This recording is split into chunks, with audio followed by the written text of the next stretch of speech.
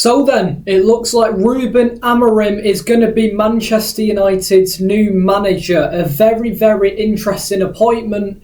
And an appointment I don't think I spoke about.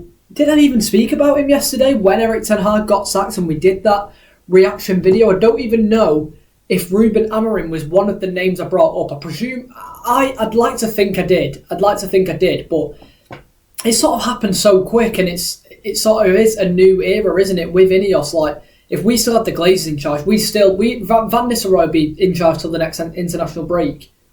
That's how long it would take for us to get a new permanent manager. But I'm glad within 24 hours, Ten Hag's gone and we've brought in a new manager. Mental, isn't it? Mental. So, let's talk about Ruben Amorim. What do you guys think of the appointment? Personally, I've got to say I'm a big fan of it. I'm a big fan of it for a lot of different reasons, and we'll discuss them today. But mainly, the first reason why I'm quite ecstatic about it is because we have gone to another club. United have gone to another club, and they've tried to get a manager out of another club, which I really rate. Instead of settling for what's free and cheap, like Xavi or Graham Potter or Southgate, God forbid.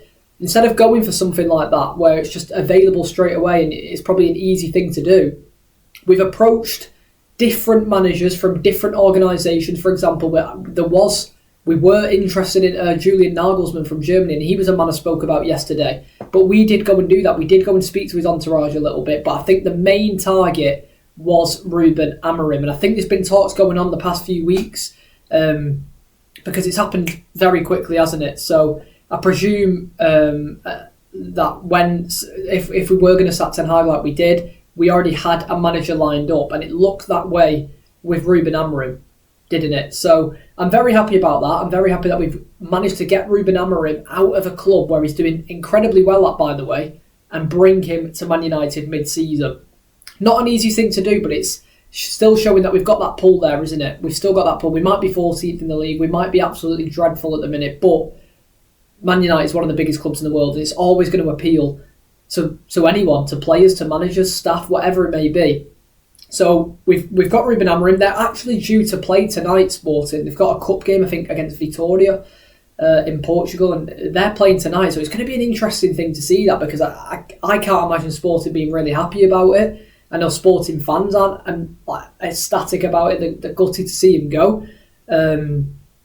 But yeah, I'm buzzing that we've got him. I just hope we've got him in charge of the Chelsea match, which I think is a possibility. There was a few murmurs here and there saying that we won't be able to get this deal done until the international break, but hopefully I think that's settled down a little bit, and we will be able to bring Ruben Amorim into the club ahead of Sunday's match against Chelsea. Now, going into that match against Chelsea, I think it's a perfect match for him for his first game. That's why I hope he does.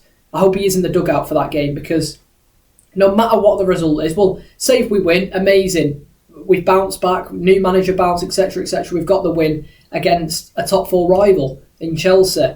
If we lose, it's his first game. He's had 3 days with the team. The players aren't his. He's got to adapt, hasn't he? So it'll be interesting to see. I think the Chelsea game is very important, and I would like to see him in the dugout ahead of that game.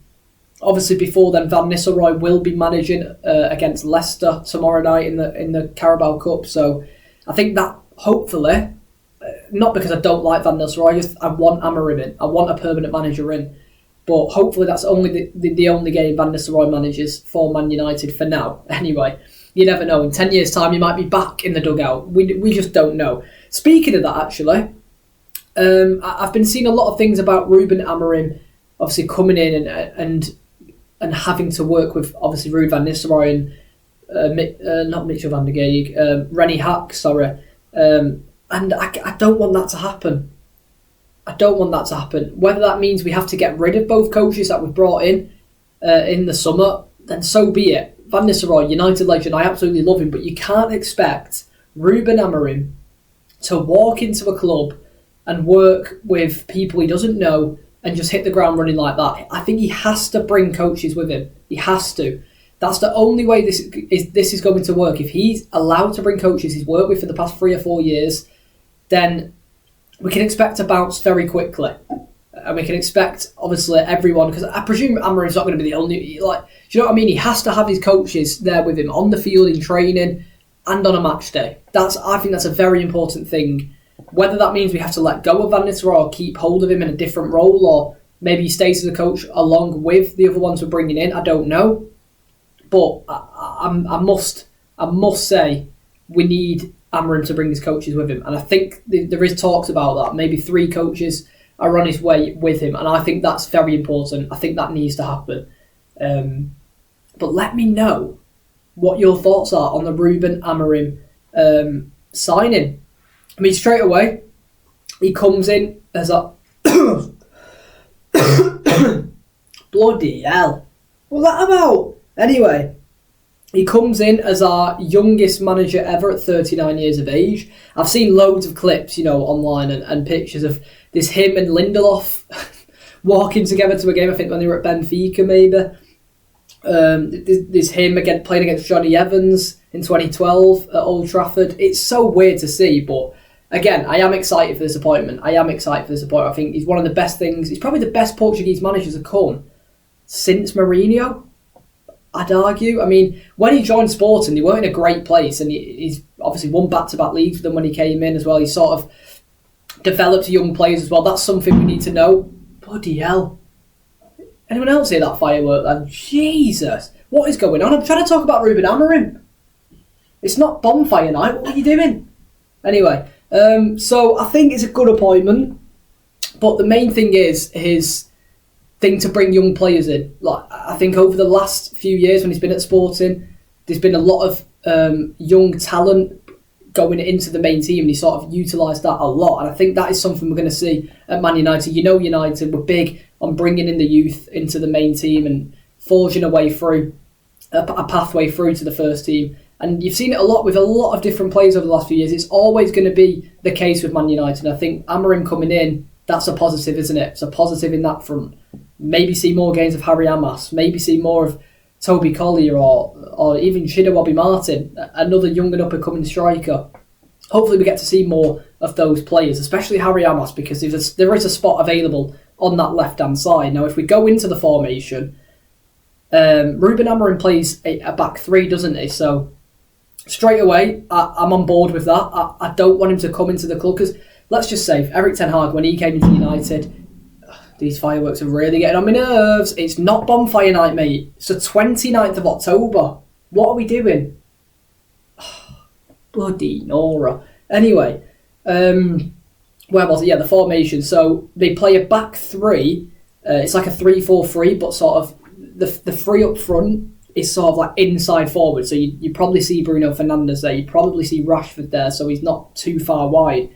And then the midfield 4, the wing backs are actually, don't just think it's going to be fullback straight away. Like, obviously you've got your Dallots, Mazraoui maybe, but he does also play wingers there, which is quite interesting. So I could see a Garnacho or an Ahmad working at one of those like fullback roles, just because going forward he's obviously going to have that free run, but they're also quite defensive wingers, aren't they? They do help. They track back quite often, them too. Like, Rashford isn't really known for that, and I think he'll thrive further up the pitch in sort of that inside forward role.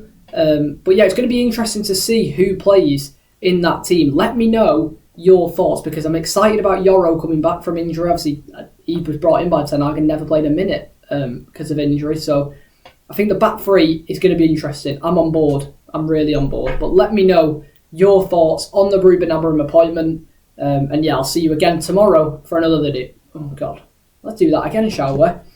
I'll see you again tomorrow for another video, okay? Put that mic down, and I'll see you next time.